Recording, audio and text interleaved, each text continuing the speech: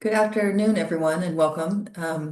My name is Erica Ballinger. I am a contract officer in the Industry Alliances office here at Berkeley, where I review and negotiate industry-sponsored research agreements, as well as a variety of other non-monetary agreements to support research at the Berkeley campus. I am part of IPIRA, which is the Intellectual Property and Industry Research Alliances office, and we're split into sort of two different designations within our unit, OTL, the Office of Tech Licensing, and IAO, my office, the Office of Industry Alliances. Before starting the presentation today, I would like to ask that you could jot down notes or hold your questions till the end. If you do want to put them in the chat, that's fine. However, I will defer to the end for discussion points once I get through the presentation. That would just make things a little bit easier for me to manage. So thank you for your patience in waiting until the end, and I'd be happy to address questions at that time. Today's session is about data use agreements. And more specifically, the agreement a data provider gives to you when they agree to share their data for use in your research at Berkeley. You may have questions about the agreement you receive and its terms. First, it's important to know that the Industry Alliances Office is delegated to review and negotiate and sign agreements for incoming data at the Berkeley campus. However, there are a few other places on campus that handle data-related agreements and questions. I want to take a moment to note the distinctions. For example, if you need to purchase a commercially available data set, submit that request to procurement. The Office of Technology Licensing, also known as OTL, our sister office, negotiates agreements for outgoing as opposed to incoming data. And the library on campus hosts a collection of already licensed data sets, which are accessible online. Berkeley's Research Data Portal also provides a variety of data-related resources and tools. So that's a good first stop for any research-related data questions you may have. Here's a quick snapshot from our office's webpage. From our homepage at ipira.berkeley.edu, if you select Receive or Send Materials or Data from the Researcher drop-down list, you'll arrive to this page. The green button takes you to the steps required to submit a request to IAO for incoming data, while the blue button directs you to OTL if you need to share Berkeley-generated materials or data with another institution. An IAO negotiator, such as myself, needs to be assigned to review and negotiate the data agreement you receive from a provider. The way to be assigned is by submitting your request either online in Phoebe or by emailing a completed request form to mta@berkeley.edu. You must also attach or upload the provider's data use agreement. Please note, when completing the request form, the principal investigator is a member of the academic senate or a person who is eligible or has been approved to serve as a PI. A postdoc or graduate student cannot serve as a PI, but may be entered on the form as the primary researcher. The form you see here is the request form that IAO is currently using. However, we are actively working on a revised intake process, which will eventually include a fillable online form with more detail. If you are interested in testing our new intake process when we pilot that, please let us know by typing your name and email into the chat. Your feedback is important as we strive to create the most efficient processes for the campus. Now that I've explained some of the background, let's talk about the data agreement itself. We want to empower you to navigate the process. It is important that you understand the legal terms of the agreement as they apply to you and your research team. Most data providers have their own data agreement template. which they will share with the researcher when a data request is made. There are terms and conditions that are common that we see across most data agreements. Agreement terms may also vary based on a number of different factors. For example, the type of data to be shared will guide the legal terms. Data collected from human subjects participating in a clinical study will include more rigorous data protection terms than something like geological measurement data that is going to be used in earth science research. Agreement terms may also vary based on the data provider's industry, a specific regulatory regime that governs the particular data, or the legal status of a provider. For example, if the data provider is a foreign entity, there may be foreign data protection laws that will apply and govern. Most often, the terms of a provider's agreement are negotiable. In some cases, the terms may be non-negotiable. We encounter this once in a while with data consortiums, where a group of organizations pool resources such as data to support common research goals and collaboration. There may be instances where a provider would like Berkeley to generate the data agreement rather than providing one of their own. IAO can draft an appropriate agreement using our own data use agreement template. When you submit your data request form, please let us know that IAO should draft the agreement if that is the case. We will draft it and email it over to the provider for their review. As mentioned, the type of data can drive the legal terms. The type of data being requested also impacts IAO's review process. And here are just two examples. Certain laws, regulations, or legal terms may govern a request for data collected from human subjects. Specific security terms will be included to protect the data if it is personally identifiable. Even if data is de-identified, review will be needed to determine the classification of the requested data and if it may be re-identifiable. IAO will likely ask if you have run your project by the Office for the Protection of Human Subjects to determine if IRB review is needed. If it is, we will need your IRB approval or determination letter before we move forward. If export control provisions are included in your data agreement, we are going to need to gather more information from you and from the data provider. We will need an export control classification number, an ECCN, and likely we will need to initiate additional layers of campus review before we can go forward.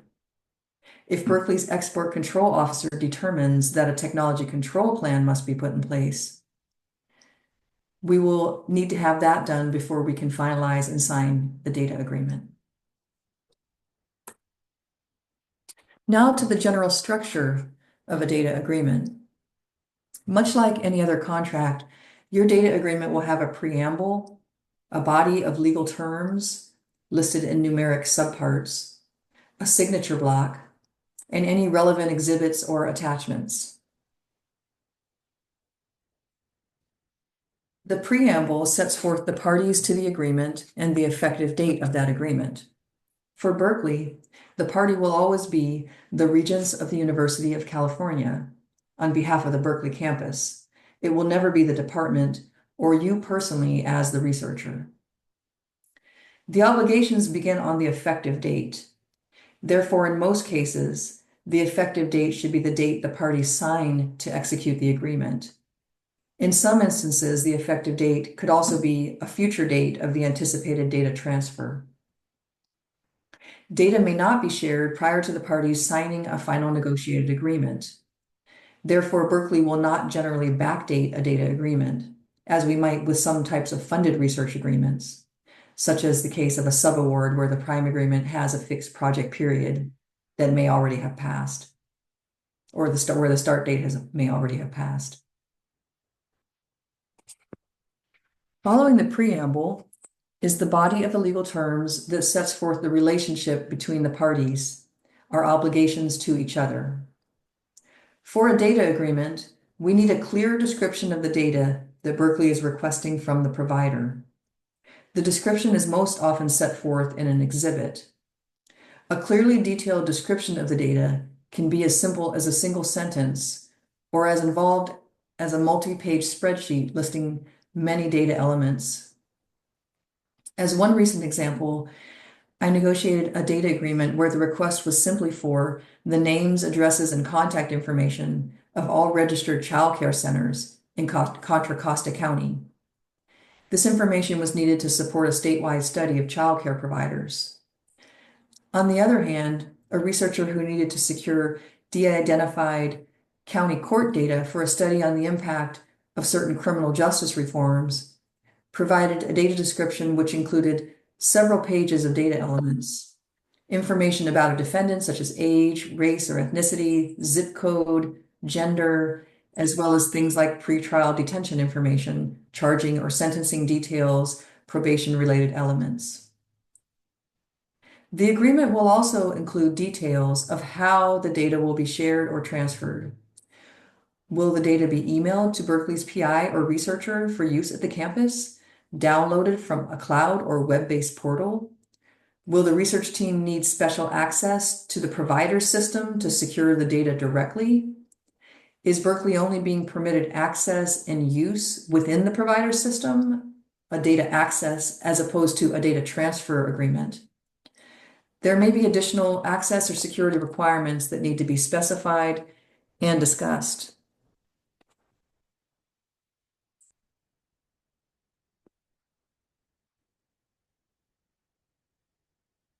The provider is usually sharing the data with Berkeley for a particular use. That will need to be spelled out as well. The permitted use might be general. For example, the data may be used to perform research in the field of epigenetics related to childhood leukemia risk. Or the permitted use may be very specific.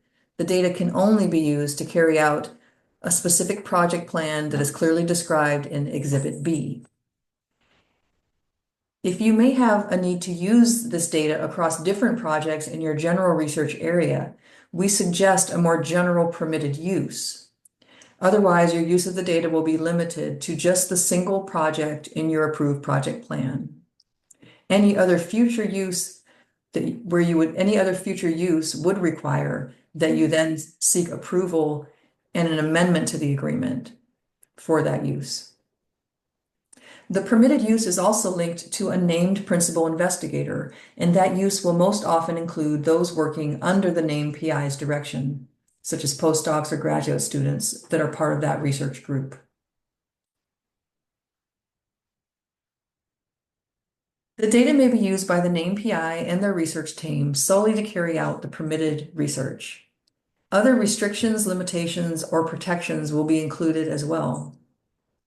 For example, we are restricted to non-commercial uses of the data to carry out the approved research. The data is considered the confidential information of the provider, and therefore we cannot transfer the data to any third party or any persons outside of the research group. This means if you have a collaborator at another institution, your collaborator's institution may need to enter into their own separate agreement directly with the data provider. In some instances, when we know in advance that the data needs to be shared across institutions, we can consider if a multi-party data agreement would be appropriate. But please be aware that multi-party agreement negotiations can take more time. Berkeley will agree to use appropriate safeguards to protect the data from unauthorized use and disclosure, using at least that degree of care we would use to protect our own confidential information. We will also agree to promptly notify the provider if we discover an unauthorized use, and not to contact any individual whose information may be contained in the data. We will further agree not to attempt re-identification of any subject where de-identified data collected from people is being shared. Some providers may have specialized data security requirements that Berkeley must adhere to. These are often set out in a separate data security exhibit. Our office will review these as well. We may also need to elevate data security questions to the research data management team or to the information security officer.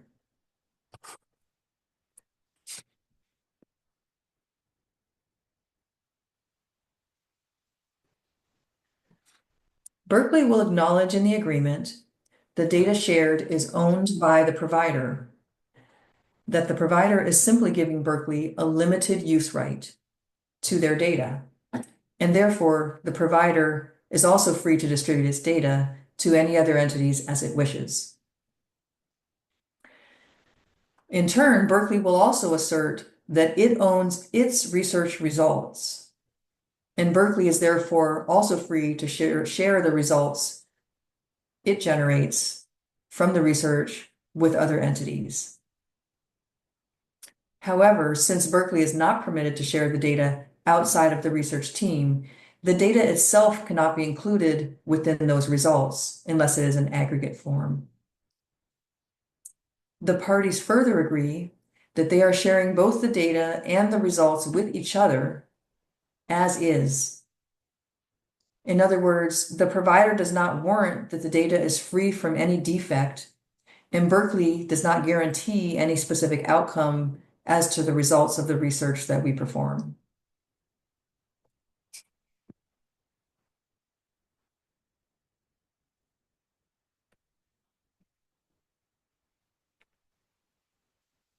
As you likely know, Berkeley must be free to publish the results of any research performed at the campus.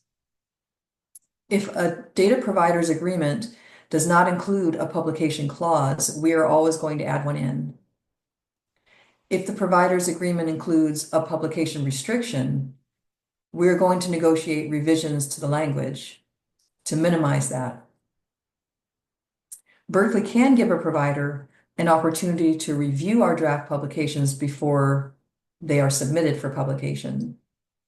And we can agree to remove any of the provider's data or confidential information which may have inadvertently been included prior to publishing our results. The typical way that we do this is by providing a 30-day review and comment period. However, we cannot otherwise give the data provider the ability to control whether, when, or what we publish. And when Berkeley agrees to share research results with the provider, we will generally permit the provider to use Berkeley's results for non-commercial internal research and educational purposes.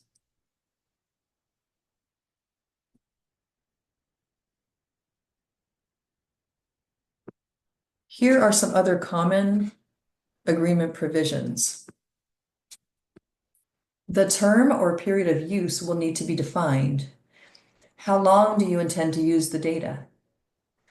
Our data request form has a field where we ask for this, and so we're going to refer to the request form as a guide when we're negotiating an agreement.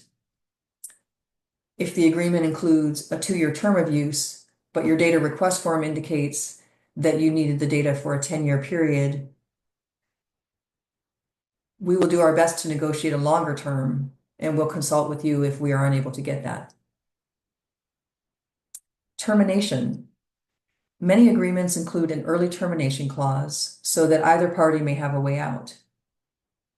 Some agreements also include the requirement to return or destroy the data upon expiration or termination of the agreement. Therefore, for early termination clauses, we'll often try to add a carve-out that allows Berkeley to request some additional transition time, such as an additional 3 to 6 months use of the data upon a provider's request for early termination in the event that it is needed to completed in-process research. However, keep in mind if there is an early termination due to breach of the agreement, that kind of extension of use likely would not be an option.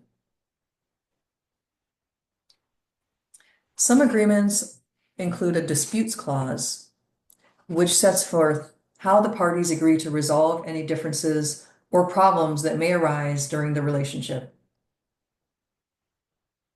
Governing law may also come up as a question. As a public entity in the state of California, we typically request that California law govern in the event of any legal dispute. We also prefer California as the jurisdiction where a legal dispute would be adjudicated. However, international data providers often want their own courts and law to govern as well. So we're going to try to negotiate. Berkeley would not prefer to take on the risk and added cost of having to respond to litigation in a foreign country should a dispute ever arise.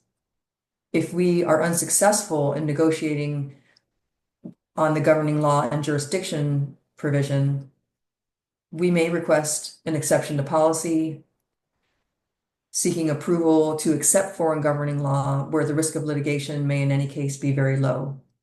But that's an extra layer of step of elevation and review. Indemnification is a commitment by Berkeley to compensate the providing party for damages and losses that they may incur due to some negligent act or omission of Berkeley or its employees. If indemnification is included in an agreement, it needs to be narrowly tailored, as Berkeley cannot accept liability for damages caused by the wrongful acts of any third party. If the indemnity clause is too broad, we will propose revised language, ensuring that Berkeley is only accepting liability for damages caused by our own employees or officials. I want to also take a moment to address fees.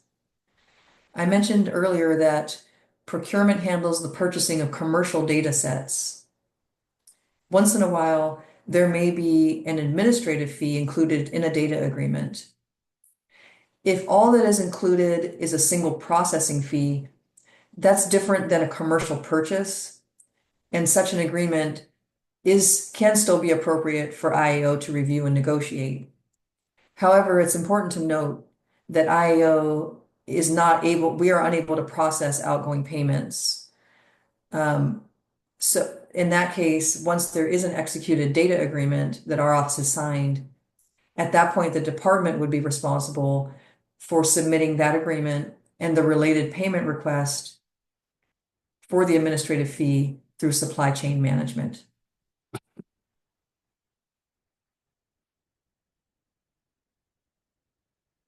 Some special topics. As noted earlier, if the data was initially collected from human subjects, there may be additional requirements.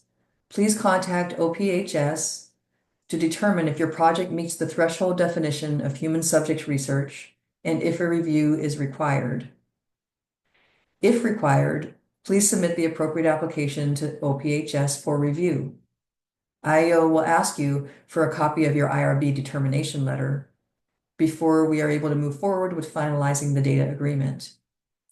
If OPHS indicates that review is not required for your particular project, it's sometimes helpful to save that email and provide a copy to our office. It helps us with documenting our file to ensure that we've asked all the appropriate questions before moving forward with signing your agreement.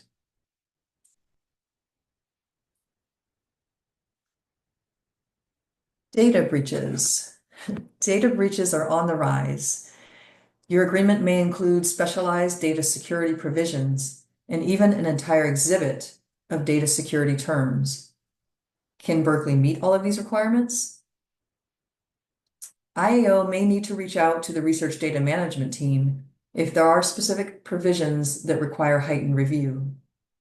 Even without specialized data security terms, IAO may still need to consult with the research data management team if the requested data triggers certain laws like HIPAA for health-related data or FERPA for education-related data, and if we need the research data management team to assess and guide us on compliance. Research data management will review and classify the particular data. We'll also email the researcher if there are follow-up questions about the data, about how it's intended to be used and stored. And the team will advise on an appropriate computing environment as necessary to comply with the agreement terms or with the particular regulatory requirements that govern that data. In some instances, the research data management team may also ask IAO to request edits to specific security-related terms within the agreement. We have sometimes seen this recently with notice requirements, where Berkeley is required to immediately notify the data provider of a breach or suspected breach. We may ask that immediately be revised to 72 or 48 hours to give the campus a little bit of time to investigate and report. In any case, IAO will negotiate revisions with the provider as may be needed to the data security terms in collaboration with the research data management team. These additional layers of review can take time. If you are requesting data, and if you are already working with a member of the research data management team in advance of submitting that request, please do let us know so that we can reach out to that person directly. Otherwise, we will be reaching out to the team generally, seeking to get a reviewer assigned.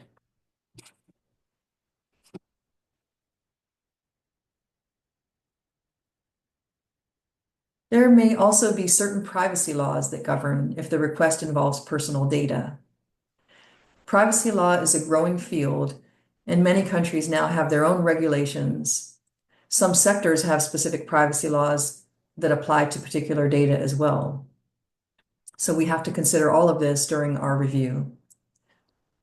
For example, if the data you requested includes personal data that was collected from people in the European Union or who may be EU citizens, even if the provider of data is not in the EU, then the General Data Protection Regulation likely applies.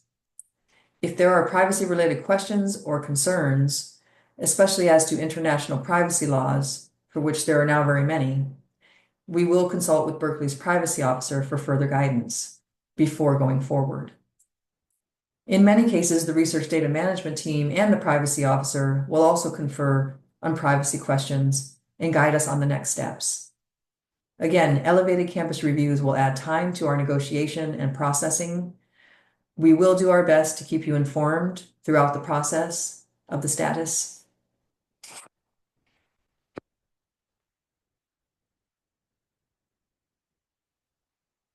Once Berkeley has negotiated acceptable terms and conditions, the agreement can be signed by an IAO official who has delegated signature authority. Again, the UC Regents is the party that is entering into this legal agreement. It is not the department, the college, or you personally. This is a safeguard to you. If any problem arises in the relationship, we do not want you to be held personally liable. However, some agreements may include a separate PI signature line before the institutional signature block or below it. This is simply for the PI to acknowledge they have read and understand the terms of the agreement before the university signs to bind the campus. This is the PI's final opportunity to review the contract and to alert our office if anything in the agreement does not align with their expectations. We can always propose additional final edits if it is needed.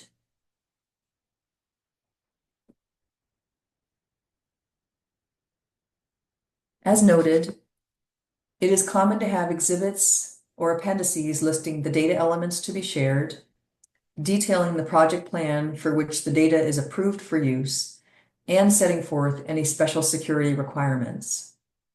If there are questions about what is included in any of the exhibits, we will send our questions to the researcher or to the data provider early in the process to ensure clarity. Once both parties have signed the data agreement, Berkeley may secure the data and the research team may move forward with the research. If there are follow-up questions about a signed data agreement, or if a data agreement needs to be amended to include additional data or to extend time for use of that data, please reach out to your IAO negotiator, or you can simply email our general inbox, which is mta@berkeley.edu, for assistance.